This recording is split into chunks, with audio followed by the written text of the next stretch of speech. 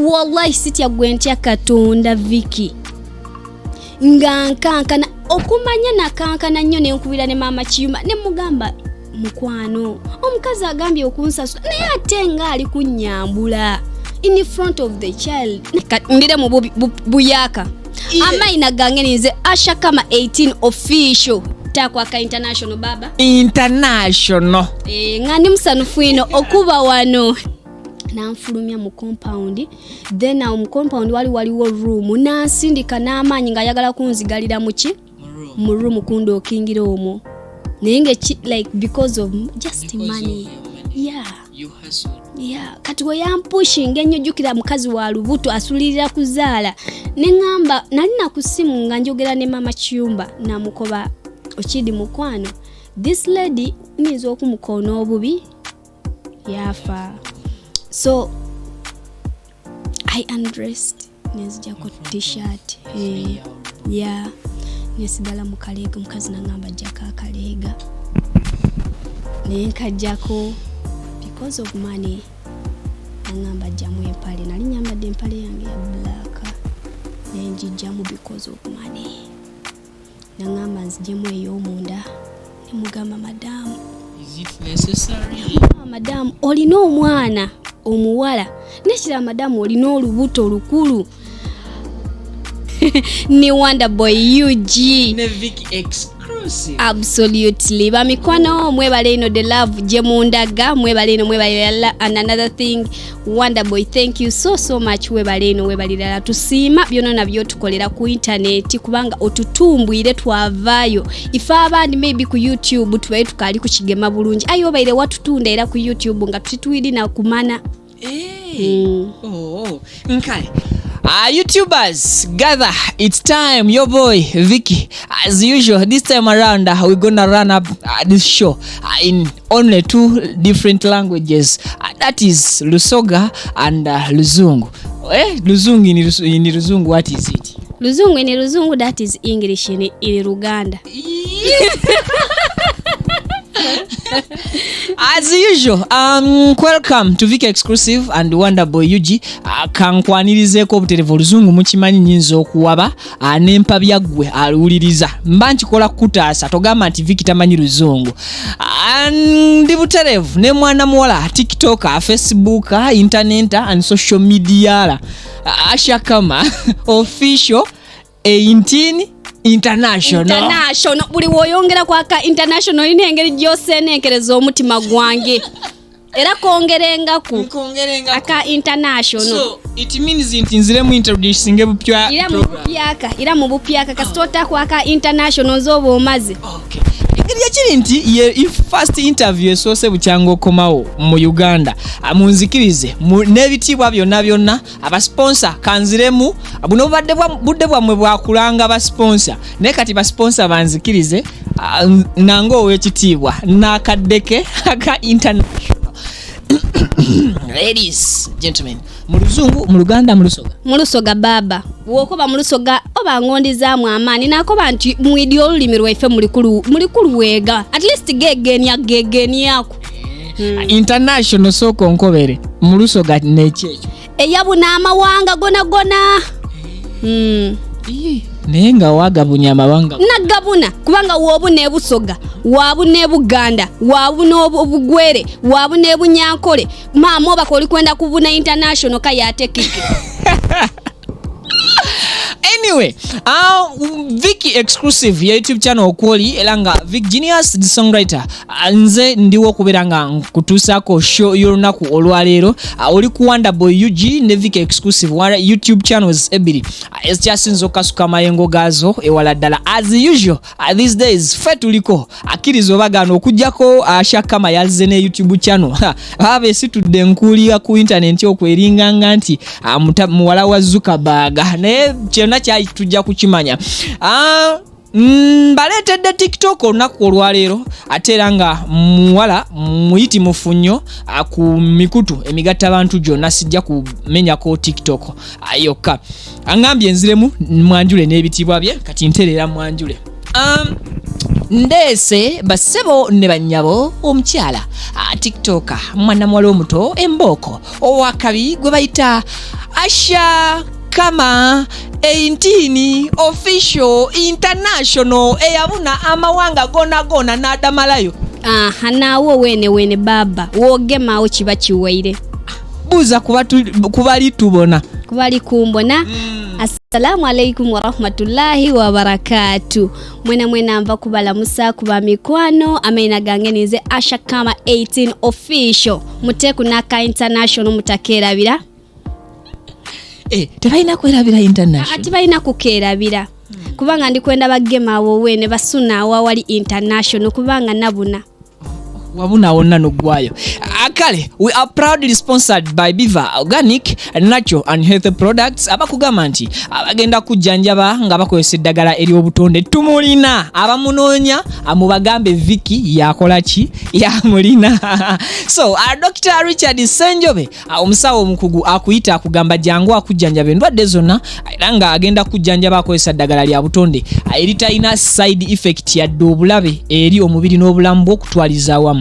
Abasangibwa ku Access Building Lubaga Road gw'omusajja atawanyizibwa n'ensonga z'ekisenge ensonga z'amaka akugamba teweekoya akutambula ng'ogenda wano na wali kunyumizaako basajja banno okugeya agenda bugenzi bakuweeka wake up call kanono nga kagugola misuwa ne kabeera nga kakuza bujja n'ofuna ekitiibwa mu kisenge kyo asonga naawe omukyala bakugamba bakukoledde ka gift organic cream era tusuubira okuba nti Usher kama engeri gyakomye wano e Uganda ayavudde ku lotions z'Abawalabu era ogenda tandika kozesa organic Biva ka cream okuvamba Biva olija kukampa bakula bibe nsobola okukafuna wa baba niwo tumala saawa dino nsobola okola kyokwenulula najja nakagula bakagulawa Access Building Lubaga Road kale jogendayo nija kuidayo wazida buzibu kuba kuidayo sikujjayo nja kubitegeera okay sajja tikalono wedwa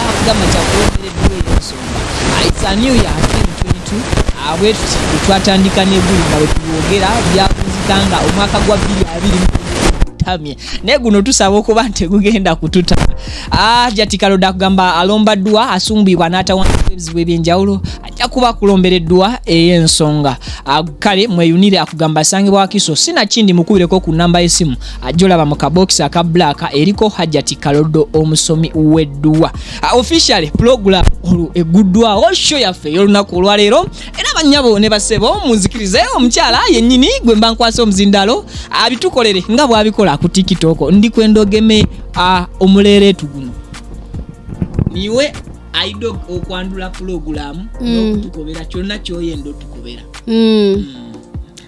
bamikwano ndira muneyandula amaina gange oba nsirika kubanga amaina gange geyogerera gene ngani agogeredde ate okay ndire mu buyaka amaina gange nize Usher kama 18 official takwaka international baba international ngani musanufu ino okuba wano ni Wonderboy UG ne Vicky exclusive absolutely bamikwano mwebale ino the love jemundaga mwebale ino mwebale and another thing Wonderboy thank you so much mwebale ino mwebalira tusiima byonna nabyo tukolera ku internet kubanga otutumbwire twavayo ifa abandi maybe ku YouTube tubaye tukali ku kigema bulungi ayo baire watutunda era ku YouTube nga tutwiri na kumana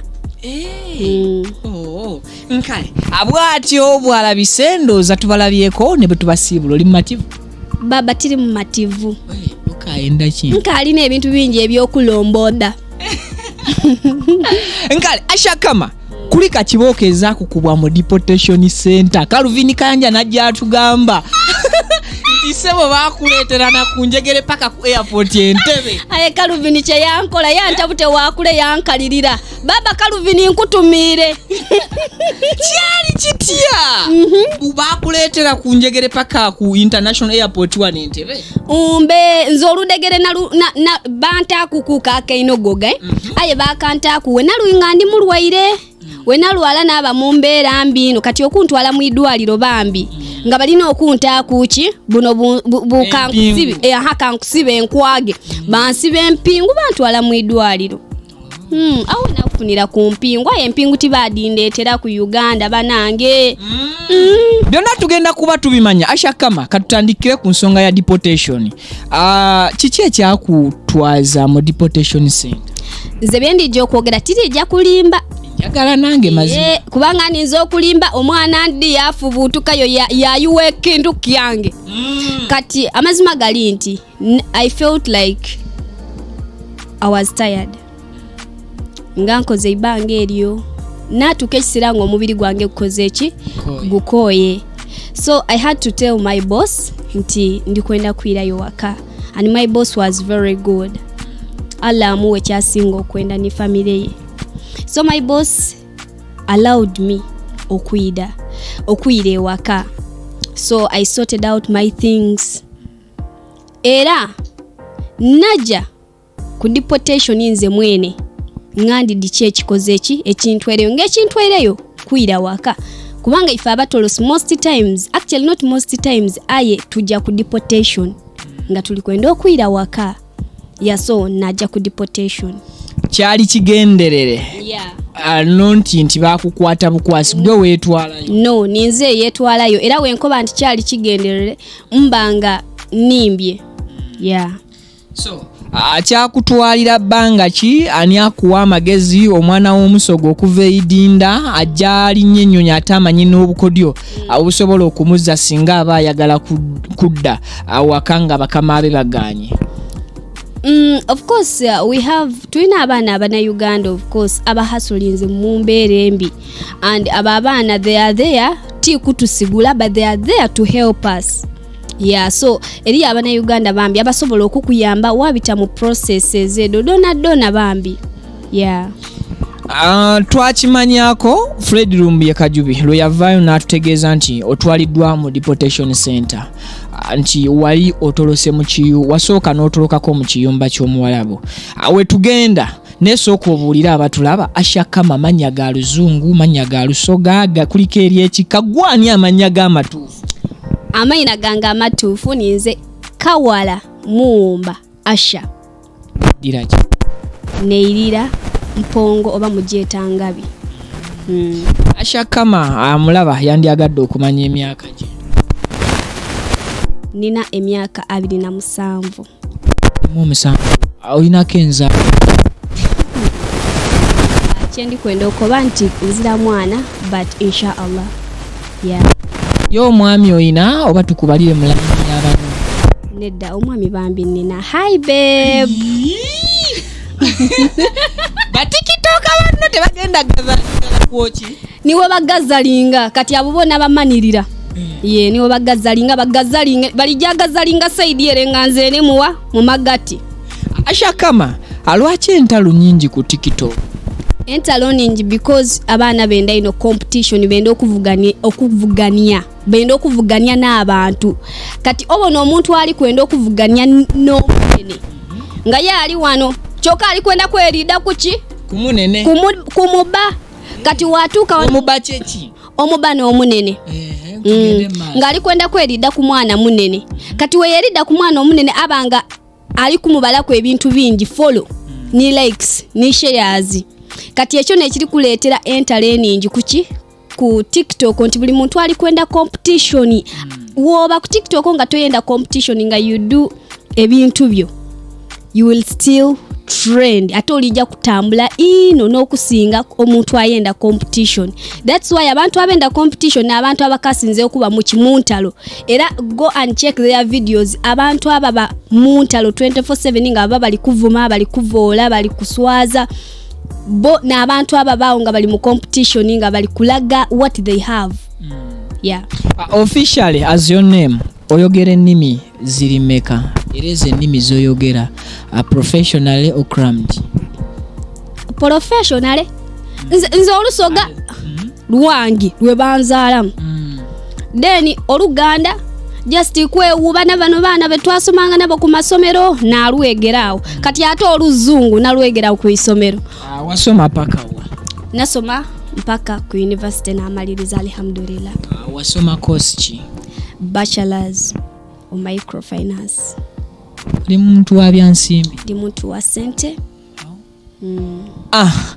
As usual abagambye muntu wabya sente mu TikTok atera bavuma mu Luganda mu Lusoga ne mu Luzungu banvumire mu lulimi olwa business. Kati ntandikirewa kati nkobe kubani kuba na njagala nkubire kuba Doni Asia onkubire kuba Dr. Halima kuba bwe mubeera mu mbiranye ku TikTok.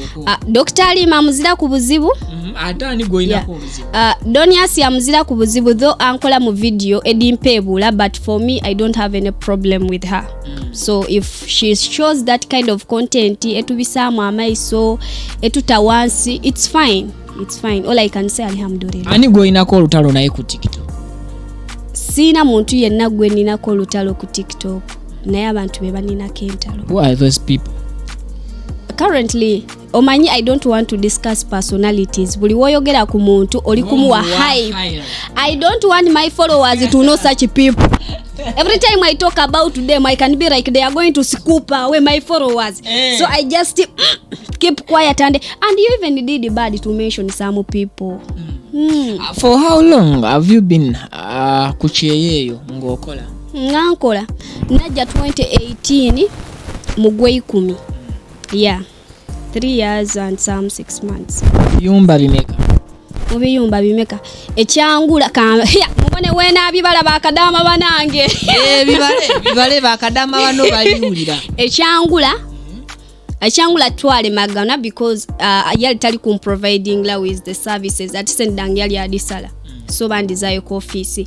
Then inafuna one of the workers aba company eyo yantwale uwe. Kati eyo je nakola ki?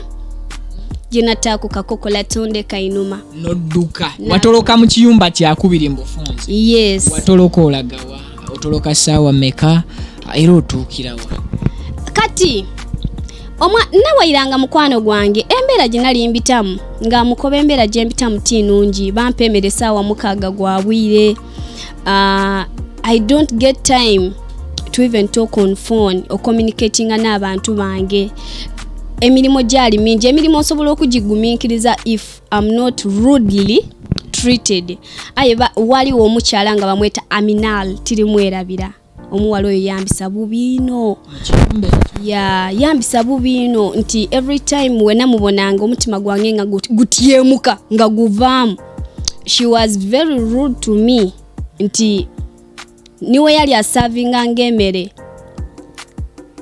Yali agema enkoko yange gye bampaire yasoka yagiryaku enyama yona yantera kwa magumba.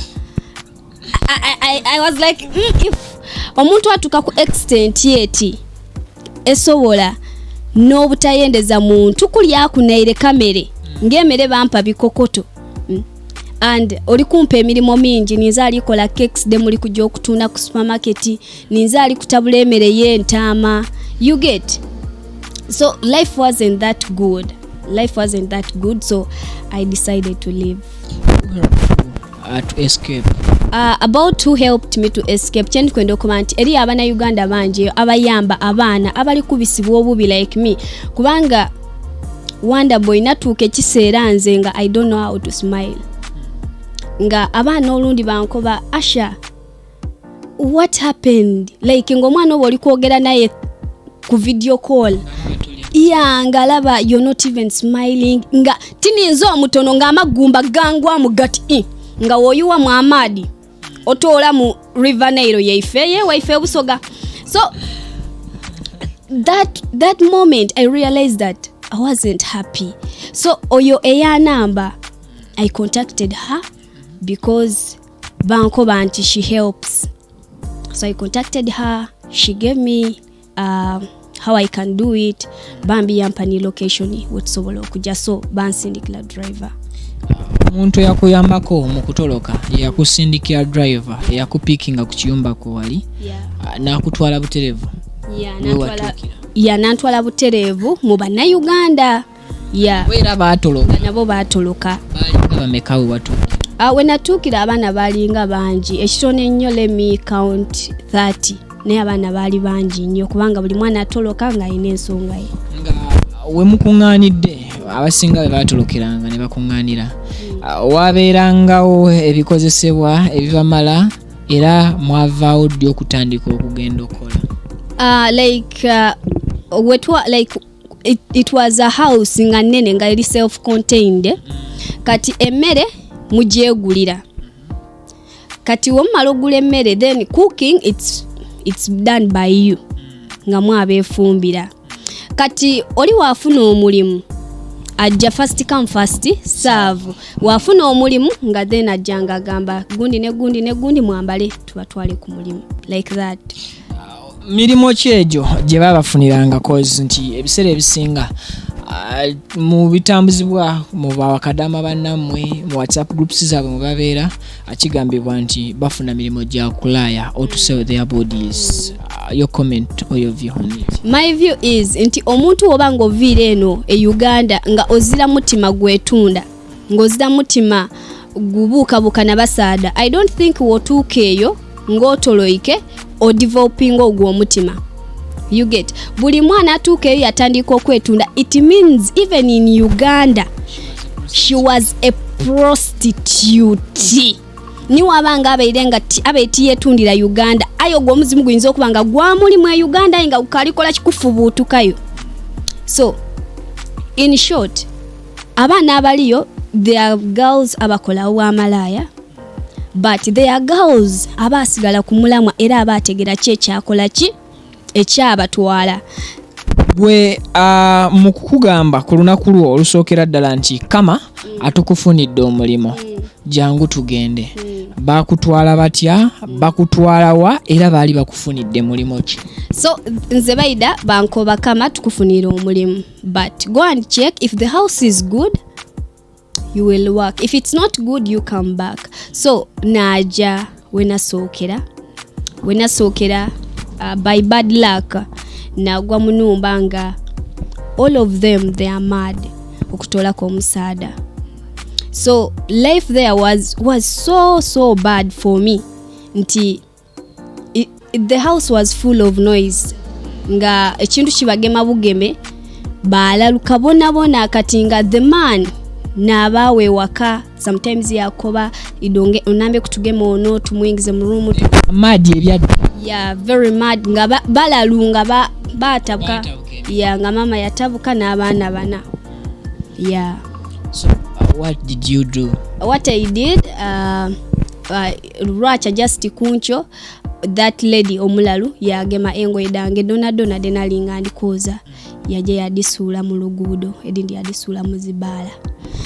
So the man called me and he told me, you know, my family kullu majinuna ngali kungamba bonna balalu, so nyinza ofuna obuzibu kubanga omukazi ayogedde ebigambo bingi nga atwalayo ebintu byange ebwe nagamba bakadama abasinga obungi ababadde wano that's how they have been living. Nangamba but okwewala okuttira waneeno agenda kusanga obanga oli cleaninga waggulu akusindika ofe okukyewala ekyo pick your clothes zasudde oziteke mu kiveera. And it was very very painful nti engoye zange yazikasuka wabweru and emotoka zaali ziri kuyita and I took long to know that zengoye zange. Yeah. So nengenda ne picking engoye zange mu bulumi obw'ekitalo ng'olugoye olujja wano n'ogenda wali n'olujjawo so neziteeka mu kaveera ka black akazibaala ke tuteekamu ebikabanga tulitwalayo kuliya. And the man told me don't enter. I remember I had my phone eya smart ey'okubiri ne charger and some clothes ne mugamba ebintu byange biri mu room yange. The man told me you're not going to enter. If you enter that lady is going to kill you. So the man even refused to bring them. Ne simu yange ne charger nebisigalayo ne banzigaliza wabwero omusajja by good luck nampa 400 cause nali mazeyo nakunya nasasula emitwalo 4 najimpa nenkubira driver yalwawo tuuka driver Mukiyumba kiwasokoto the same driver aha ye yankima narwawo tuuka kozi nali wala nnyo narwawo tuuka naye nga bali kuŋŋamba weekweke tekusanga neneekweka naye nga the pain gye nnina yangoye zange engeri gye zaali ziri zoononeddwamu ate nga n'essimu yange n'engoye endala nga zisigadde ne ŋŋamba alhamdulillah kasita nsigazaaki obulamu awo wennyini wenjagala okubeera nzikiriza nsooke nkusabe okulikinga vidiyo eno kwata ku kigalo ekyo likinga after giving it a like bw'oba mupya subscribinga ku channel zino zombi subscribinga ku Viki Exclusive subscribinga ku Wonderboy UG if you're new on these channels please and after subscribing make sure until you turn on that notification bell shortly ne Ashakama aina YouTube channel eri ku performing obulungi content gyali mulungi nnyo era nga channel ebagita Ashakama 18 official ka international tokateekako kwolwo Kama we are proudly sponsored by Beaver building ajja kuba akujjanjaba akugamba musomi wa ddwa mwekwate nnyo omwaka gukujjire nga tolina bizibu Kama driver driver yanona yantwala then before were you already on TikTok? No, I wasn't on TikTok. So yantu sewaka and I was crying. I even told nanyini Chiyumba ne mugamba I want to go back home. Nangamba ne mugamba yali mukyala ne mugamba I want to go back home. Nangamba Usher, how much do you have? Ne mugamba how much I had. Nangamba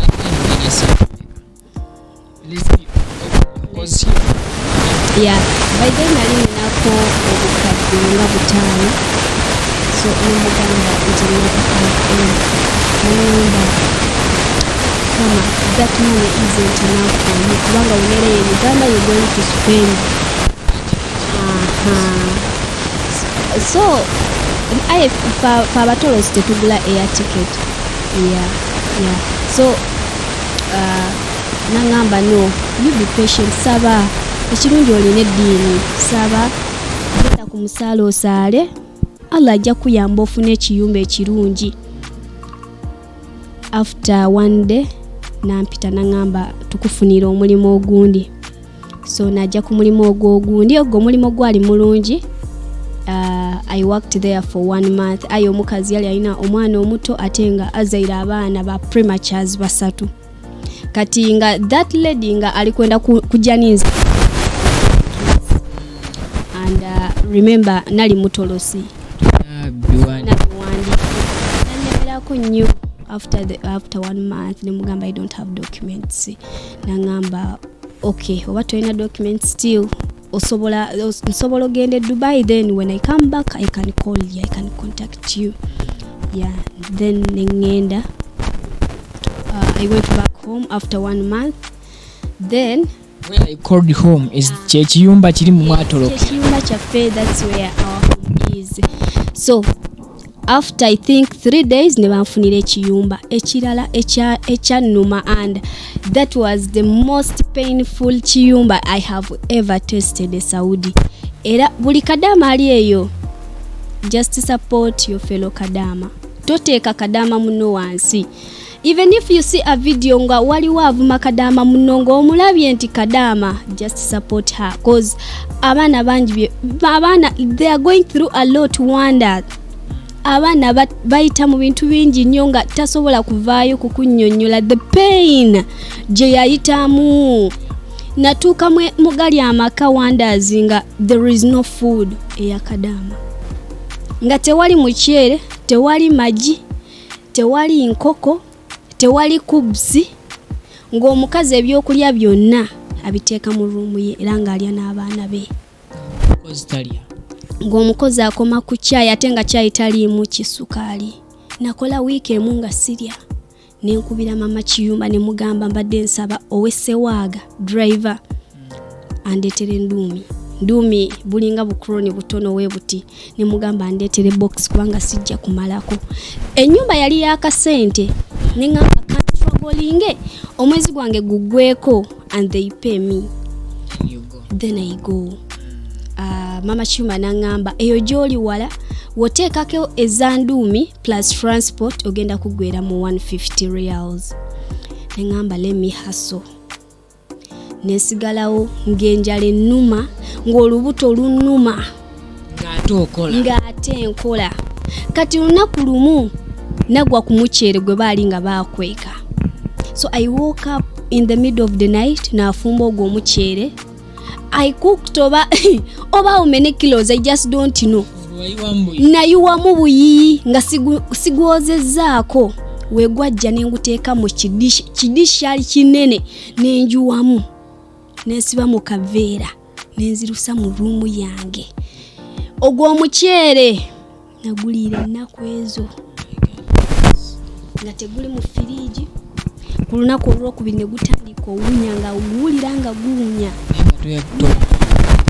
suula because we wapira omuceere guli we wagujje omukazi yamaze n'akola ki n'agujjawo so I struggled like that naye nga ngamba at least kasita omulimu guli kakasente cause gwali gwa tu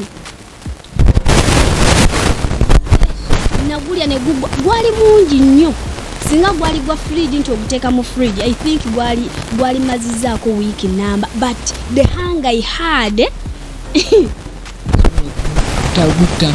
nagutambuze ennaku nnya ne gutandika okuwunya ngera oguwulira nga gukola ki nga siina kyakukola nga ndya buli so oh God. As you got a commercial break, you're still wonderful UG Nevika exclusive.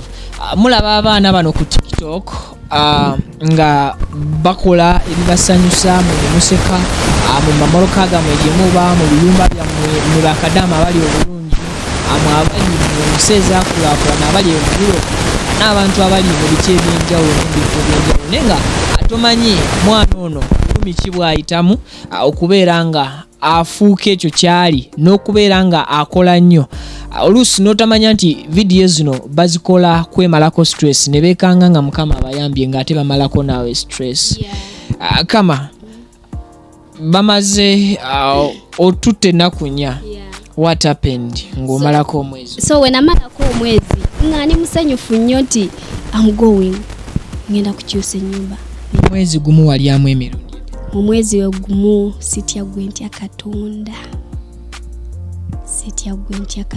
kye nalya kyogamba nti nalyako gwali ogwo muceere ebisigadde na like omanye okubeerawo nga bagula kubusi ne bazirya naye ng'oli wali ku kasonda olinze balekewo kubu nga just mbeera wali nga nsaba ya Allah nsaba balekewo kubu sobola ogirya ng'otuuka wali nga bagimazeewo n'okwata akaveera n'okatwala mu kiyungu n'otandika olonda ebyo bye balidde nga bakutula nga byolya so in short saalya mmere gy'ogamba nti mmere yiino mwogo omwezi kujjako omuceere guli n'amazzi ge nanywanga ne kyayi gwe nanywanga ne bukubuso we nalonderera era nakubiranga nnyo maama Kiyumba ne mugamba ngenda kufa enjala ate ennyumba yali nnene nenga maama Kiyumba ngamba Asha minkirize so omwezi we gwaggwako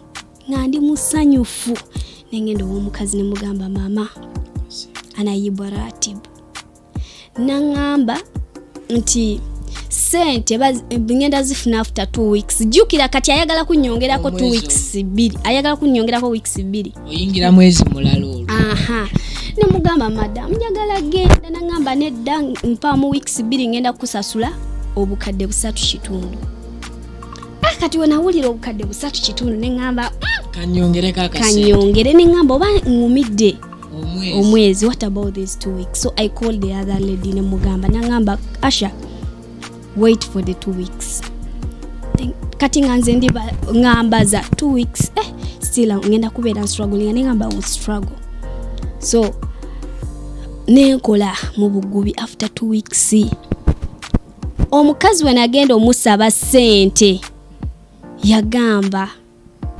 sigenda kusasula kubanga wabba engoye z'abaana bange. Ng'engoye zaŋŋamba nze kama siina mwana nti oba gwe ntwalira engoye. Namugamba madamu ate engoye z'abaana bo nazibba nzitwala. Naŋŋamba kirabika wazibba n'ozitwala hostel. Namugamba madamu osiiba wano. Nze siddayo hostel. Naŋŋamba kirabika wazisuula mu zibaala. Nakubira mama Kiyumba namugamba Kadama yabbye engoye z'abaana. Mama Kiyumba namugamba abba ati engoye ku lunaku ng'ogenda musasula. Namugamba oyo mwana tannasindikako. Omukazi kale n'abeera so violent. Nankwata naŋŋamba ngenda kusasula.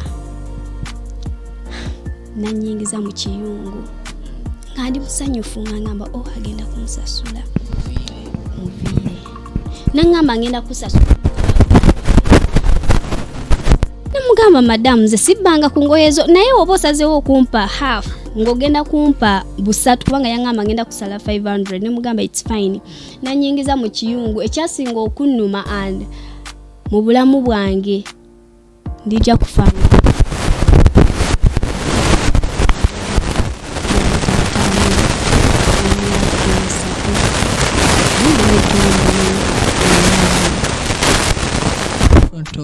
In front of omwana woyo. I looked at the younger boy.